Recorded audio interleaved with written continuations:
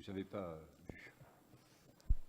Merci, Monsieur le maire. Je voulais également revenir sur l'Office de tourisme, qui, dans tout état de cause, comme vous l'avez bien souligné tout à l'heure, devrait fermer définitivement ses portes le 30 septembre prochain, donc dans 14 jours, très exactement.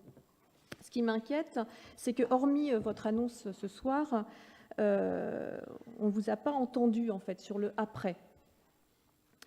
Les berruyers ne savent toujours pas, aujourd'hui, ce soir, et sont en droit de savoir, je pense, à 14 jours de la fin, ce qu'il va advenir de l'activité tourisme et des salariés. Je sais, comme vous l'avez dit, que des propositions ont été faites de part et d'autre.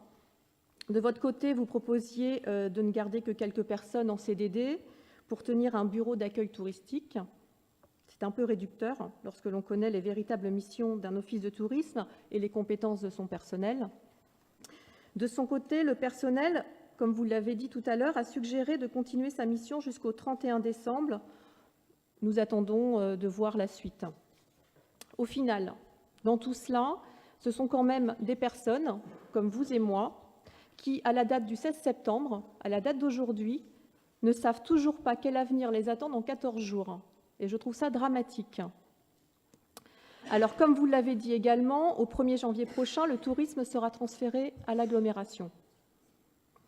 Mais certes, mais cette annonce, elle était prévue dans la loi NOTRe, qui date d'août 2015.